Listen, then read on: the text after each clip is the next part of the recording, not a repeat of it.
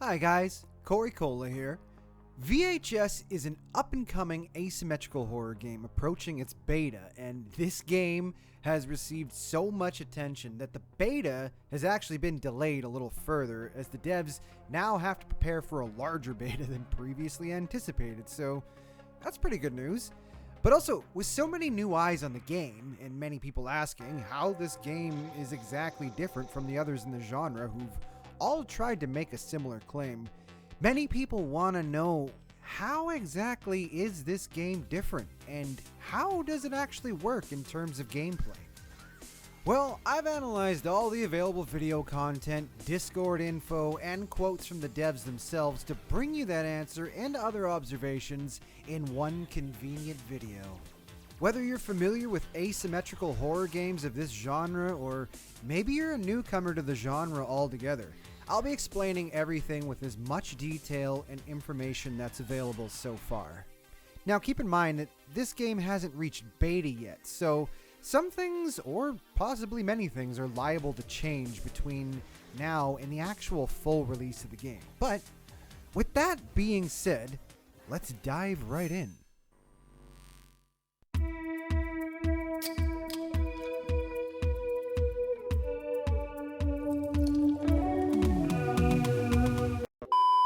From the start of the lobby, there are 5 teens from the teen perspective, but if you're playing as the monster, you're going to see yourself as such. But this also plays into the start of the match. 5 teens load into a randomly generated map, with the monster secretly in disguise as one of the 5 teens. Only the monster knows this until they reveal themselves. The monster can remain in disguise as a teen for up to 15 seconds, or you can choose to transform at any point before that. This allows the monster to set themselves up for an advantage in sneaking up on the teens, or you can just drop the facade right away and get to doing monster things, because time is money. As you may have seen in the Dollmaster video, the monster player just transformed immediately in order to begin setup for his dolls, so it looks like the choice will be influenced by your monster and or your playstyle. As soon as the match begins, the monster is searching for teens to attack, while the teens are hiding, running, and trying to craft weapons to destroy the monster with. The match revolves around 4 stigmas: burn, purify, curse, and shock. All 4 stigmas are needed in order to defeat the monster. The teens are trying to craft weapons of each type at one of 8 stations located around the map, 2 stations for each stigma type, in order to attack and ultimately defeat the monster. A successful attack with the stigma will banish the monster for a short period of time, in which they become incorporeal, and as the monster player, you get to move around the map invisibly during this time in order to reposition and continue the fight. A monster who's attacked with a stigma which it's already been successfully attacked with will instead be stunned for a short period of time. So it may be still worthwhile to craft these weapons, especially in the late game when the monster may only have 1 stigma left to defend against, and the teens may find it hard to craft the needed weapon without the monster bothering them. So being able to have allies who are there to defend you with other weapons might be necessary in certain situations. It's important to note that these stigma gauges do not work like hit points taken from each source, but rather a certain amount of damage that needs to be done in a certain time frame in order for the attack to be successful. This means that damage does not carry over from previous attacks, so you're going to need to choose your moments properly so you don't waste your weapon and be forced to craft another. Once the monster has been successfully attacked with all 4 stigma types, the monster will be defeated, and the teens win. The monster wins by eliminating all of the teens before that can happen by reducing their hit points to 0. So, there's a very clear win and loss condition for each side. The monster is attempting to stab, slash, bludgeon, or use any other method at their disposal in order to damage and eventually incapacitate the teens. Each monster has their own unique tools at their disposal for dealing with teens in a variety of ways. Once you damage a teen, the monster will howl, roar, or scream up to the sky above in evil triumph, as you rightly should, for a brief period before gaining control again. Your attacks injure the teens and lower their overall hit points. When the monster attacks an injured teen, as indicated by the slashes on the character portrait, the teen will be downed in the prone position where they will slowly lose hit points over time until they're brought back up by another teen, or maybe they'll perish because their incompetent teammates never came to their aid. Now, as the teens, you have different interactables located around the map at your disposal. Med stations can be used to heal your injured status, though it does take longer to heal yourself than if you were to be healed by other teammates.